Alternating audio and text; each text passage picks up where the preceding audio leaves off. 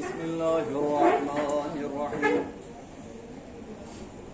رب اشرح لي صدري ويسر لي أمري واحلل عقدة من لساني يفقهوا قولي الحمد لله الذي هدانا لهذا وما كنا لنهتدي لولا أن هدانا الله لقد جاءت رسل ربنا بالحق الصلاة والسلام والتحية والإكرام على بشير النذير السراج المنير مولانا ومولى الثقلين جد الحسن والحسين بالقاسم محمد اللهم صل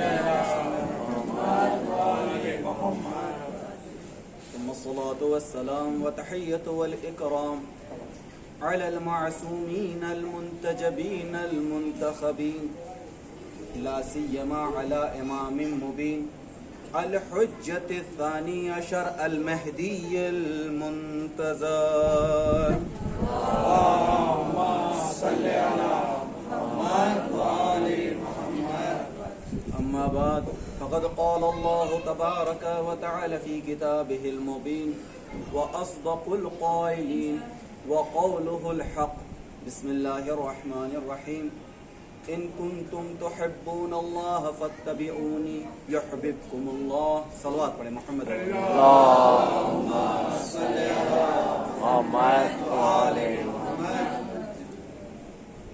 عزیزان گرامی، تمام حمد ہیں اس خالق ازل کے لیے، سکون جھیل کو بخشا ہے جو کمل کے لیے، وہ ذات واجب الوجود کہ جس کا محتاج ہر ممکن الوجود و محال ہے، جس نے کن کہہ کے فیکن کو اتنا نزدیک کر دیا کہ چشم زدن گوشے تنہائی میں سر پٹک کے کہہ رہا ہے کہ اتنی قربت کو میری مفارقت کیسے ذکر کر سکتی ہے۔ وہ خلاق کائنات کہ جو زمین اور آسمان کے درمیان ایسے فاصلے بنا کے رکھا ہے کہ نہ زمین آسمان کو جا رہی ہے نہ آسمان زمین پر آ رہا ہے، جبکہ اس نے اپنی ایسی قدرت درمیان میں پیدا کی کہ ستون کی ضرورت ہی نہ پڑی۔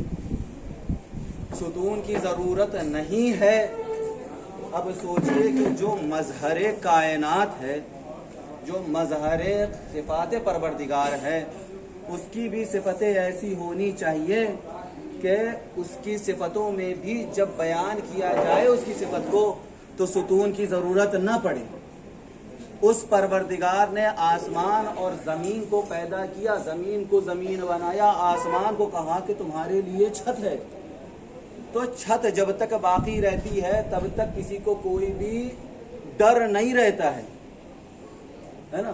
تو جب تک یہ آسمان موجود ہے، اللہ کی ذات پہ جسے بھروسہ ہے اسے کبھی ڈر نہیں لگے گا۔ اب عزیزان گرامی، جب پروردگار کی ذات ایسی ہے تو جو پروردگار کی ذات کے مظہر ہیں ان کے بھی صفات ایسی ہی ہوں گے۔ اس لیے رسول اللہ نے یہ نہیں کہا کہ میں شہر علم ہوں اور علی اس کے ستون ہیں، یہ نہیں کہا کہ میں شہر علم ہوں اور علی اس کے دیوار ہیں، بلکہ یہ کہا کہ میں شہر علم ہوں اور علی اس کے دروازہ ہے۔ تو یہ صاف صاف بتا دیا رسول اللہ نے کہ دیکھو میرا جو شہر ہے اس کے لیے چھتوں کی جگہ اللہ کی چھت کافی ہے، اسے کسی چھت کی ضرورت نہیں ہے۔ یہ الگ بات ہے کہ لوگوں نے اس کا ستون بھی بنایا، پرنالا بھی بنایا، نالی بھی بنائی، پھر اس کے بعد سے ہو سکتا ہے بھائی بہت ساری گندگی بہتی ہے دماغ میں، کچھ اور بھی بنایا ہوگا، میں ان سب چیزوں میں نہیں جانا چاہتا، لیکن انہیں اتنا علم ہونا چاہیے کہ رسول اللہ کی باتیں ہماری باتوں کی طرح نہیں ہوا کرتی ہیں۔ رسول رسول ہوتا ہے نا۔ یہ یاد رکھیے گا، ایک فرق یہاں بتا دیتا ہوں کہ ایک آیت ہے وَمَا يَنْتِقُ عَنِ الْهَوَىٰ إِنْ هُوَ إِلَّا وَحْيٌ يُوحَىٰ، کہ میرا حبیب تو اپنی خواہش سے گفتگو ہی نہیں کرتا ہے، وہ تو وہی کہتا ہے کہ جو اس کی طرف وحی ہوتی ہے نا، وہ وہی کہتا ہے جو وہی کہتی ہے نا۔ اللہ نے کہا رسول کے بارے میں، تو اب اگر رسول یہ بات کہہ رہے ہیں کہ انا مدینۃ العلم وعلی بابھا، کہ میں شہر علم ہوں اور علی اس کا دروازہ ہے، تو یقین جانیے یہ رسول اپنی خواہش سے نہیں کہہ رہے ہیں۔ اب آپ بولیے گا بھائی اگر وہی ہے تو قرآن میں ہونا چاہیے، قرآن میں کیوں نہیں ہے؟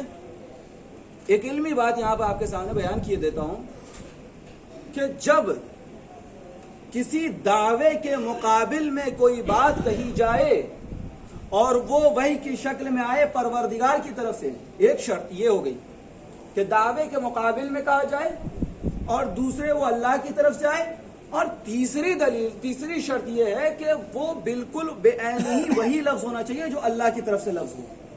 تو اس کو کہا جاتا ہے قرآن کی آیتیں، اس وحی کا نام ہے قرآن کی آیتیں۔ لیکن جہاں پر اللہ اپنے محبوب کو اختیار دے دے میرے حبیب مفہوم میرا رہے گا، لفظ آپ اپنا استعمال کیجئے، تو وہاں پر وہ حدیث بنتی ہے، وہ رسول کا قول بنتا ہے۔ تو اب آپ سمجھے کہ یہ جو اللہ کی مراد تھی، اللہ جو چاہتا تھا اپنے حبیب سے کہلوانا، وہ حبیب نے اپنے لفظوں میں کہا کہ انا مدینۃ العلم وعلی بابها۔ تو بھائی سوال یہ ہوتا ہے کہ نبی ایسے ویسے تو کہہ نہیں سکتے ہیں۔ آج کے متعصب کچھ لوگ جو علی سے دشمنی رکھتے ہیں اور چاہتے ہیں کہ کسی طریقے سے علی کو نیچے دکھا دیں، کیونکہ اپنے والے اتنے بدتر ہیں کہ وہ اوپر تو آ نہیں سکتے ہیں۔ لفظوں کو سمجھیے، شیعوں کے درمیان پڑھ رہا ہوں، ان کو سمجھانے کی ضرورت نہیں پڑتی ہے، اشارہ کیا وہ سمجھ جاتے ہیں باتوں کو، ٹھیک ہے؟ تو اب یہ کہا میرے نبی نے، ٹھیک ہے، کیا کہا کہ میں شہر علم ہوں، علی اس کا دروازہ ہے۔ یہ لوگ کیا سمجھنے لگے کہ بھائی رسول نے کوئی گھر بنایا ہوگا۔ ارے بھائی جب شہر علم میں آتے تبھی تو پتہ چلتا کہ شہر علم ہوتا کیسا ہے۔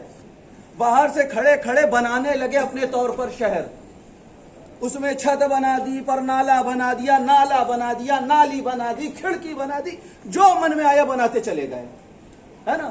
سوچے اپنے گھر جیسا رسول کا بھی شہر ہوگا، لیکن رسول نے شہر کہا ہے، شہر کی چھتیں نہیں ہوا کرتی ہیں، شہر کا صرف دروازہ ہوا کرتا ہے۔ کربلا کا دروازہ، نجف کا دروازہ، دلی کا دروازہ، ممبئی کا دروازہ، تو بھیا اس میں صرف دروازے ہوا کرتے ہیں، اس میں کوئی بھی چھت اور پرنالے نہیں ہوا کرتے ہیں۔ اسی لیے رسول اللہ نے یہ نہیں کہا کہ میں شہر علم ہوں اور علی اس کے گھر ہیں، رسول اللہ نے کہا میں شہر علم ہوں اور علی اس کے دروازہ ہے۔ تو عزیزان گرامی، تو رسول نے کہا، اب اس رسول کو اللہ نے کیا کہا؟ اس رسول کے لیے وہ پروردگار ارشاد فرماتا ہے کہ اگر ان کنتم تحبون اللہ، اگر تم اللہ سے محبت کرتے ہو تو فاتبعونی، بس میری اتباع کرو، یحببکم اللہ۔ اگر تم اللہ سے محبت کرتے ہو اور اس کے ساتھ ساتھ میری بھی اتباع کرو گے تو اللہ خود بخود تم سے محبت کرے گا۔ دیکھیے ترجمہ میں نے بہت سنبھال کے کیا ہے کہ اللہ خود بخود تم سے محبت کرے گا، تمہیں جا کر کے سر نہیں پٹکنا ہوگا خانہ کعبہ میں، ہے نا؟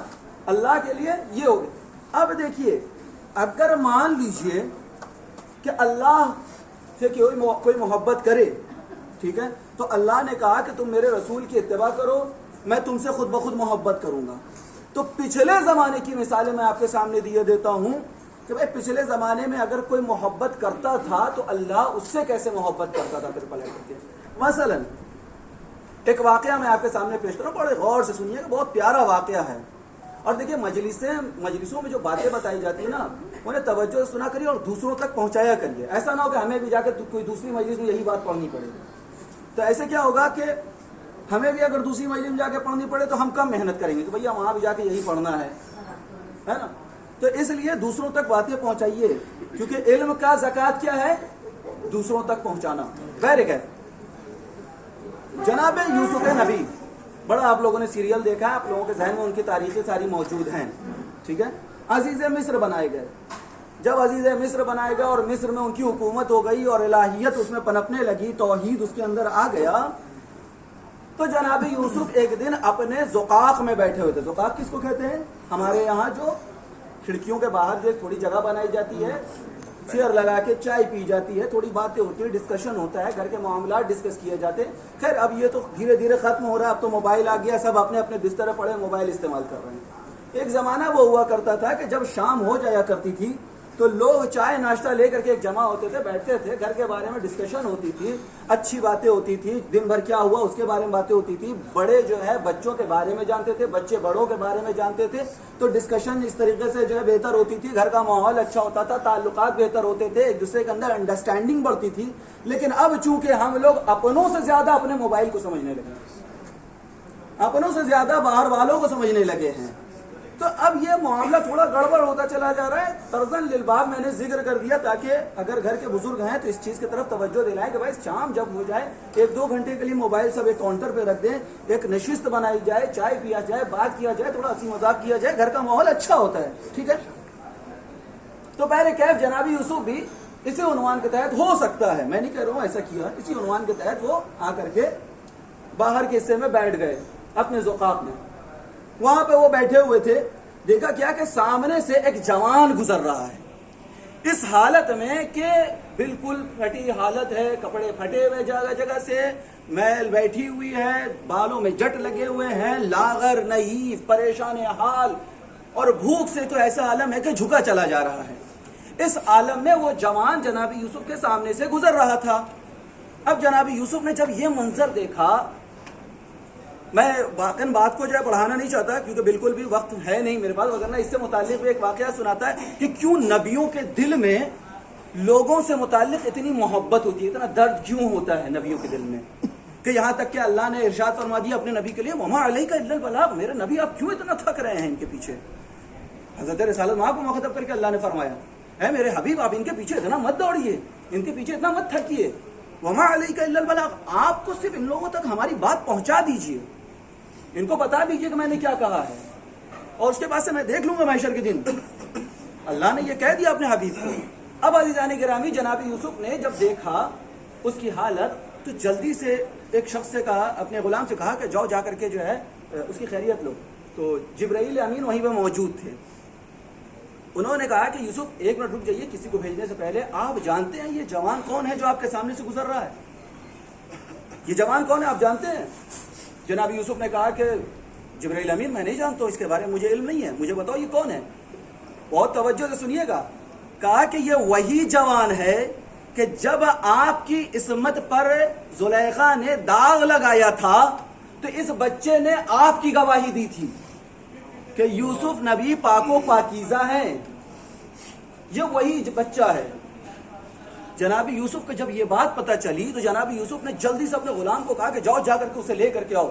کیوں لے کر کے آؤ؟ کہا کسی زمانے میں اس نے میری عصمت کی حفاظت کی ہے, اس نے کسی زمانے میں میرے بارے میں گواہی دی ہے, کسی زمانے میں اس نے مجھے حق پر ثابت کیا ہے, کسی زمانے میں اس نے 10 لوگوں کے درمیان میرے بارے میں گواہی دی ہے, جو اسے لے کر کے جلدی سے چلے آؤ. وہ غلام گیا, اسے لے کر کے آیا. جناب یوسف نے اس کی خاطر و مدارت کی, اس کے بالوں کو پوچھا, اس کے بالوں کو صاف کیا, اس کے کپڑے کو تبدیل کیا, اس کے لباس کو پاکیزہ کیا, اس کو نہانے کا موقع دیا, وہ صاف ستھرا ہوا, اسے معطر کیا گیا, اس کے لیے نئے نئے لباس لائے گئے.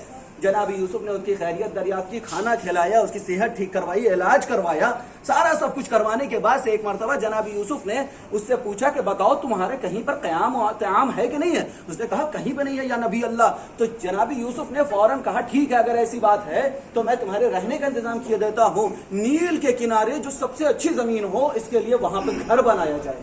توجہ رکھیے گا, نیل کے کنارے اس کے سب سے اچھے جو زمین ہو وہاں پہ اسے گھر بنا کے دیا جائے. جو سب سے زرخیز زمین ہو پورے مصر میں اسے دیا جائے کہ اس کے لیے وہاں کاشتکاری ہو سکے. اس کو اتنا خزانے میں سے دیا جائے کہ سال بھر اس کے لیے کافی رہے, اور ہر سال اتنا ہی اس کو دیا جائے. یہ سب کرنے کے بعد سے بھی جناب یوسف جب وہ جانے لگا تو جناب یوسف تیسرے چوتھے دن جب وہ گیا, کیونکہ بھائی رسم ہوا کرتا ہے 3 دن وہ لوگ رکھتے ہیں, تو جب جانے لگا, دیکھیں ہر ایک واقعہ آخری میری بات کے اوپر جو ہے مرکوز رہے گا, ساری چیزوں کا نتیجہ آخر میں جائے گا. کہ کوئی مہمان ہوا ہے, نبی کا رویہ اس کے ساتھ کیا ہے, ٹھیک ہے, اس کو مت بھولیے گا اس مفہوم کو. تو جب وہ جانے لگا تو جناب یوسف نے کہا کہ جو سب سے بہترین گھوڑا ہے میرے استبل میں سے لا کر کے اس کو دو. ہیرے جواہرات سونے ساری چیزیں اسے دیں, زرق لباس عطا کیے, اسے بہترین جامہ پہنایا, اور پہنانے کے بعد سے اسے رخصت کرتے وقت پوچھنے لگے کہ کیا میری طرف سے کوئی کمی رہ گئی. کہا یا نبی اللہ آپ نے اتنا عطا کر دیا مجھے کہ اب اگر میں سال بھر بھی کچھ نہ کروں تب بھی میں پورے سال بیٹھ کر کے آرام سے کھا سکتا ہوں، میری زندگی آسائش میں گزر سکتی ہے۔ جناب یوسف نے ایک مرتبہ جبرائیل کی طرف دیکھا تو دیکھا کیا کہ جبرائیل مسکرا رہے ہیں۔ جناب یوسف نے یہ چیز محسوس کر لی، کہا جبرائیل سے جناب یوسف نے، کیا میں نے اس کو عطا کرنے میں کوئی کمی کی ہے کہ جبرائیل تم مسکرا رہے ہو؟ اے اللہ کے فرشتے کیوں مسکرا رہے ہو؟ کیا میں نے اس کو عطا کرنے میں کوئی کمی کی ہے؟ کہا یا نبی اللہ، آپ نے عطا کرنے میں کوئی کمی نہیں کی ہے، بلکہ میں تو کچھ اور سوچ رہا ہوں۔ توجہ دیجیے گا، میں تو کچھ اور سوچ رہا ہوں۔ کہا کیا سوچ رہا ہوں؟ کہا کہ آپ کے بارے میں پوری زندگی میں کسی نے ایک بار گواہی دی تو آپ نے اتنا عطا کیا، جبکہ آپ کی دولتیں بھی محدود، آپ کی حکومت بھی محدود، آپ کی قدرت بھی محدود، لیکن اگر کوئی پورے دن میں 5 مرتبہ گواہی دے اس کے بارے میں کہ جس کی دولت بھی لامحدود، جس کی حکومت بھی لامحدود، جس کی قدرت بھی لامحدود، تو وہ کتنا عطا کرے گا اپنے بندے کو؟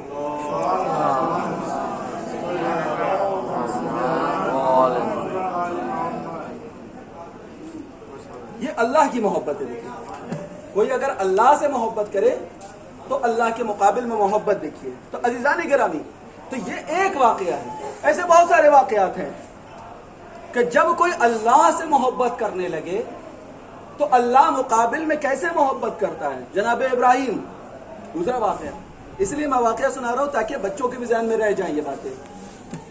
جناب ابراہیم اپنا غلہ چڑھا رہے ہیں، غلہ کتنا اللہ نے عطا کیا تھا ان کو، بہت توجہ سنیے گا، ان کا غلہ کتنا تھا کہ نماز فجر جو ہوتی ہے ہمارے یہاں، فجر جو نمودار ہوتی ہے، اس فجر کے نمودار ہونے کے بعد سے جب ان کا غلہ نکلنا شروع ہوتا تھا تو 1 پہر تک غلہ نکلتا رہتا تھا۔ سوچئے بھیڑ بکریاں اتنی اللہ نے عطا کی تھی کہ فجر نمودار ہونے سے لے کر کے 1 پہر تک وہ غلہ نکلتا رہتا تھا ان کا۔ تو جناب ابراہیم اپنے سارے غلے کو لے کر کے چراگاہ تک پہنچے، ایک پتھر دیکھا، وہاں پہ بیٹھ گئے، جانور چڑھنے لگے اور اللہ کا ذکر کرنے لگے۔ ذکر کرتے کرتے انہوں نے محسوس کیا کہ میں یہاں پہ اکیلا نہیں ہوں۔ ایک مرتبہ مڑ کے دیکھا ایک جوان تھوڑے دور پہ کھڑا ہوا ہے اور مسلسل آسمان کی طرف دیکھتا چلا جاتا ہے، اور ایک مرتبہ وہ اپنی آواز کو بلند کرتا اور کہتا سبوحن قدوس رب الملائکتی والروح۔ اتنے پیارے انداز میں اس نے کہا، قدوس بھی ہے روح بھی ہے، دونوں چیزیں موجود ہیں۔ اس نے اتنے پیارے انداز میں اس بات کو کہی کہ تھوڑے دیر کے لیے، اب بھائی خلیل اللہ ہیں، اللہ کے خلیل ہیں، خلیل کس کو کہتے ہیں جو ساتھ میں مل بیٹھے، ہے نا، خلت اسی سے ملی۔ تو جناب ابراہیم خلیل اللہ، انہوں نے جیسے ہی اللہ کی اس تعریف کو سنا تھوڑے دیر کے لیے مسحور ہو گئے، وہ بیٹھے رہے اور اللہ کی اس محبت کو محسوس کرتے رہے۔ جب افاقہ ہوا تو دوبارہ اس شیخ کے پاس گئے اور جا کے کہنے لگے کہ سن، میں اپنا آدھا غلہ تجھے دے دوں گا اگر تو دوسری مرتبہ بھی اسی طریقے سے اللہ کو آواز دے دے۔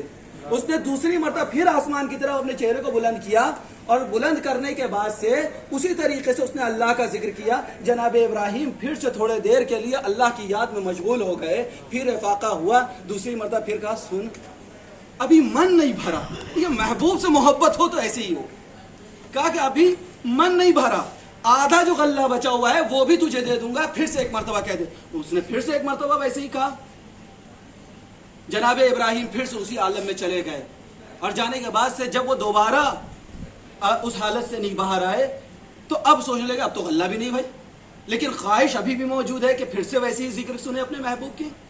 تو جناب ابراہیم گئے، اس کے پاس جا کے کہنے لگے سن، اتنا بڑا غلہ ہے، اکیلے نہیں سنبھال پائے گا، کوئی نہ کوئی تو چرواہا چاہیے کہ جو اس غلے کو چرا سکے، تو میں وعدہ کرتا ہوں کہ میں تیرا چرواہا بن کے رہوں گا، ایک مرتبہ اور اللہ کا نام ویسے ہی لے لے۔ یعنی اپنے آپ کو بھی بیچ دیا اللہ کے لیے، اپنے محبوب کے لیے۔ اس نے پھر سے کہا، پھر سے وہی عالم ہوا۔ جناب ابراہیم پھر اس کے بعد سے کہنے لگے چل اب تو میں تیرا غلہ چراؤں گا، تیرے غلے کے ساتھ رہوں گا۔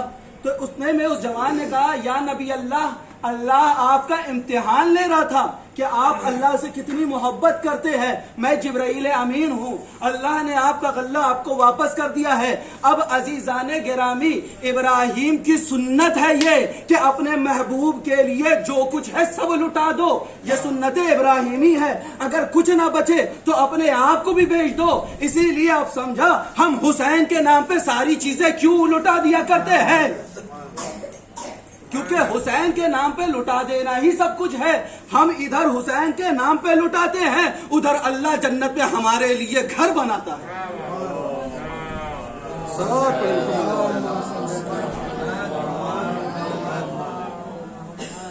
बातें बहुत सारी हैं बयान करने के लिए, लेकिन दामन वक्त में गुंजाइश नहीं है। अब अजीजान गिरामी, अल्लाह जब मोहब्बत करता था उस जमाने में तो इस तरीके से अता करता था। आज के जमाने में क्या होता है? आज के जमाने में ये होता है, तवज्जो से सुनिएगा, कि अल्लाह से अगर हम मोहब्बत करें और रसूल की इताअत में हुसैन को प्यार करें, ये रसूल की इताअत ही है ना। कैसे इताअत है?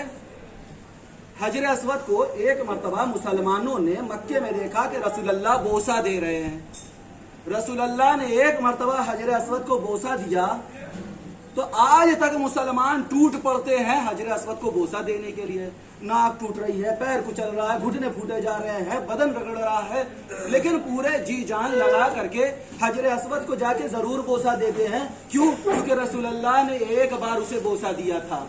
ऐ बदबख्त मुसलमानों, हजर अस्वद को रसूलुल्लाह ने एक बार बोसा दिया तो उसको चूमने के लिए टूटे पड़ रहे हो। इस बात का भी ख्याल नहीं है कि खुद को अजियत हो रही है। अरे जिसको रसूलुल्लाह दिनों रात चूमा करते थे, तुम उसको कैसे भूल गए? तो अब अल्लाह ने कहा कि देखो, अगर तुम मुझसे मोहब्बत करते हो तो मेरे हबीब की इत्तिबा करो, मैं तुमसे मोहब्बत करने लगूंगा। और आज के जमाने में अगर अल्लाह ये कहे कि हाँ मैं तुमसे मोहब्बत करने लगूंगा, तो क्या अलामत है? रिवायत है जामिया अहदीस शिया की, उसमें एक रिवायत में, बस ये रिवायत और आपकी रहमत तमाम, ये रिवायत में ये लिखा हुआ है कि इज़ा अरादल्लाहु बिअब्दिन खैरा क़ज़फ़ फ़ी क़ल्बी हुब्बुल हुसैन व हुब्बु ज़ियारतिही व इज़ा अरादल्लाहु बिअब्दिन सूअ क़ज़फ़ फ़ी क़ल्बिही बुग़्ज़ुल हुसैन व बुग़्ज़ु ज़ियारतिही। बहुत तवज्जो से सुनिएगा, ये सब सिर्फ आप लोगों के लिए मैं जिक्र कर रहा हूं कि अगर अल्लाह चाहता है किसी बंदे के लिए अच्छा हो जाए, तवज्जो रख रहे हैं, अल्लाह किसी के लिए अच्छा चाह रहा है तो अल्लाह उसके दिल में हुसैन की मोहब्बत डाल देता है। और सिर्फ हुसैन की मोहब्बत नहीं, वह हुब्बु ज़ियारतिही, और उसके ज़ियारत की भी मोहब्बत डाल देता है उसके दिल में, हुसैन की ज़ियारत की मोहब्बत। तो आप ये ना समझिएगा कि ये हुसैन की ज़ियारत जो आप करने आ रहे हैं ये आपकी काविशों का नतीजा, नहीं, ये अल्लाह का इरादा है कि आप ज़ियारत करने के लिए आइए। और जब अल्लाह किसी बंदे के लिए बुरा चाहता है तो उसके दिल में हुसैन का बुग़्ज़ डाल देता है, उसके ज़ियारत का बुग़्ज़ डाल देता है। अज़ीज़ान गिरामी, ये है इमाम हुसैन अलैहिस्सलाम।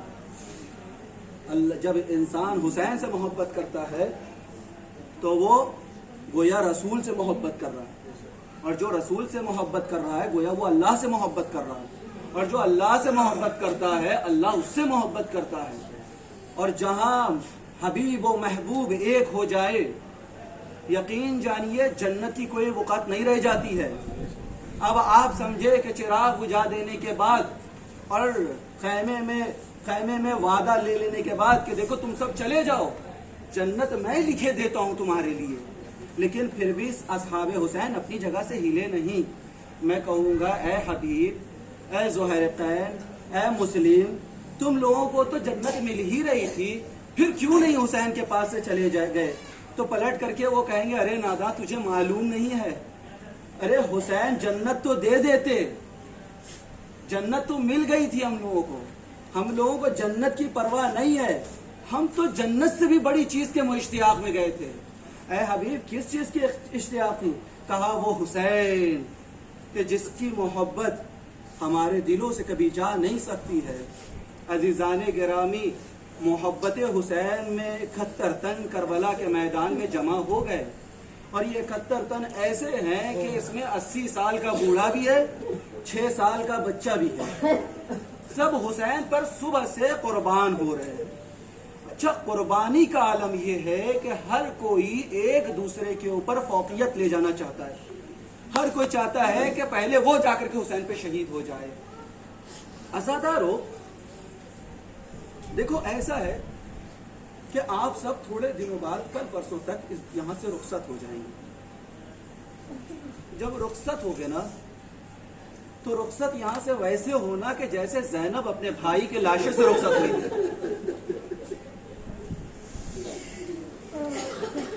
ایسا نہ ہو کہ دور سے آتے جاتے بس سلام کر کے چلے جانا.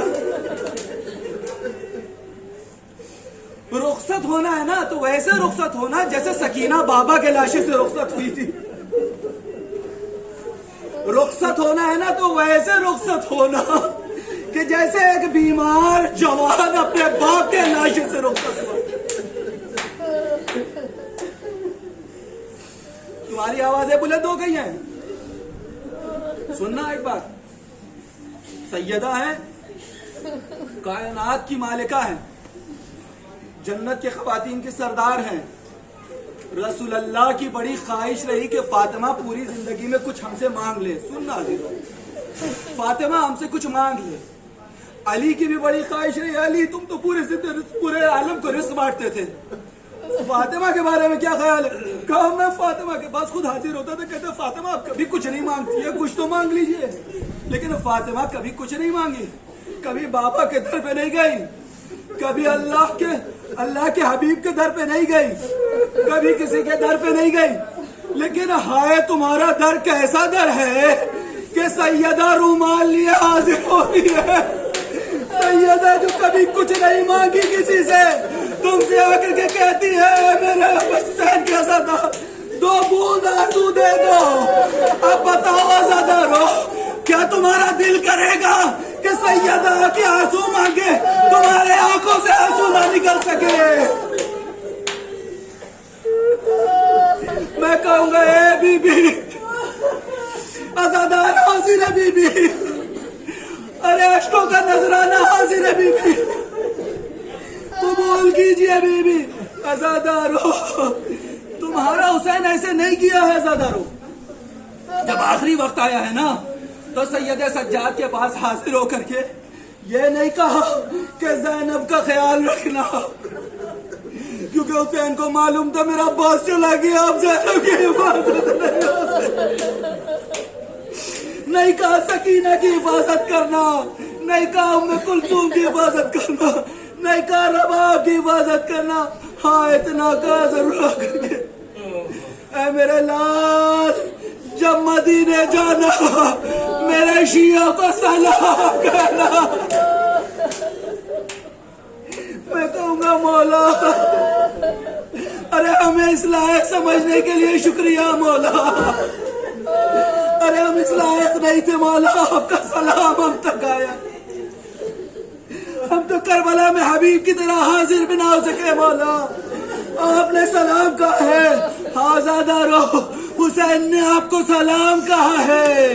ارے کوئی امید ہوگی تبھی تو سلام کہا ہے. میرے لال جب مدینے جانا میرے شیعوں سے کہنا ارے تمہارا آقا بڑا پیاسا شہید ہوا ہے, جب ٹھنڈا پانی پینا میری پیاس کو یاد کرنا.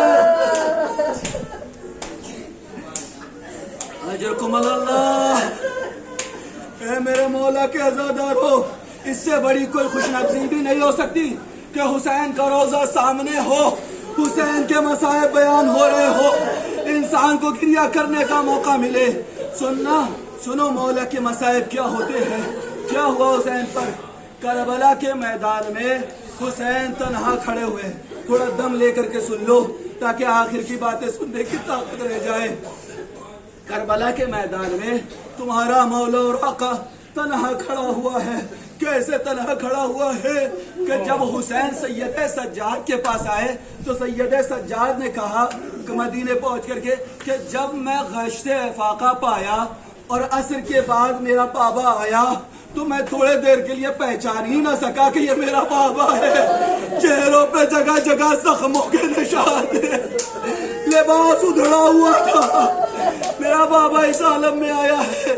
آزادارو حسین اس عالم میں میدان میں کھڑا ہوا ہے اور کھڑے ہو کر کے ایک مرتبہ لشکر کو دیکھتا ہے, دیکھنے کے بعد سے حملہ کرتے جاتا ہے اور بار بار کہتا ہے تم نے میرے علی اکبر کو مار ڈالا, تم نے میرے اصغر کو مار ڈالا, تم نے میرے عباس کے بازو کاٹ ڈالے. ہائے میرا اولو محمد, تم نے اسے بھی نہ چھوڑا, میرے कासिम को पामाल कर दिया। माँ कत्ल करते जाते हैं, जंग करते जाते हैं। हाँ आज़ादारो, एक मर्तबा रावी कहता है कि मैंने हुसैन को देखा, हुसैन बार बार जीन पर बुलंद होते हैं, कुछ देखना चाहते हैं। मैं करीब हुआ तो मैंने क्या देखा, हुसैन बार बार जीन पर बुलंद होते हैं, होने के बाद से आवाज देते हैं, ए अब्बास अब क्या जंग ना देखोगे, ए अब्बास चले आओ जंग देखने के। हुसैन कहते जाते हैं, जंग करते जाते हैं। अज़ादारो, मैंने एक रिवायत पढ़ी थी, उस रिवायत में क्या था कि मैंने ये पढ़ा कि सलाम करते हुए कहा जाता है कि सलाम हो उन पसलियों पर कि जो शहादत से पहले टूट गई थी। सलाम हो उन पसलियों पर कि जो शहादत से पहले टूट गई थी। मैंने बड़ी तहकीक की पता किया, मैंने एक आलिम दीन को सुना कि उन्होंने क्या पढ़ा, कहा कि हुसैन की पसलियां ऐसे नहीं टूटी थी, हुसैन घोड़े पर सवार थे, हुसैन झूल रहे थे जख्मों में, कभी दाएं होते थे कभी बाएं होते थे। सुनना अज़ादारो, सुनो, वो बार बार झूल रहे थे। भाला हुआ करता है, भाले की खासियत क्या होती है, सामने एक बर्छी होती है, दोनों तरफ उसके लोहा निकला रहता है। कहा दोनों तरफ से बर्छियों वाले बढ़े। हुसैन जब दाएं पहलू की तरफ जाते थे, दाईं तरफ बर्छी वाला हुसैन के पहलू में बर्छी घुसा देता। हुसैन दाईं तरफ जाते थे, अरे दाईं तरफ वाले के बर्छी हुसैन के पहलू में घुसा। अब बर्छी वाले बर्छी निकालना चाहते हैं, लेकिन वो लोहा हुसैन की पसलियों में फंसा हुआ, जब नहीं निकल सका। अरे हुसैन की पसली टूटी, बर्छी बाहर। हुसैन ने कहा अम्मा आपकी पसलियां टूटी थी, अरे मेरी पसलियां टूटी।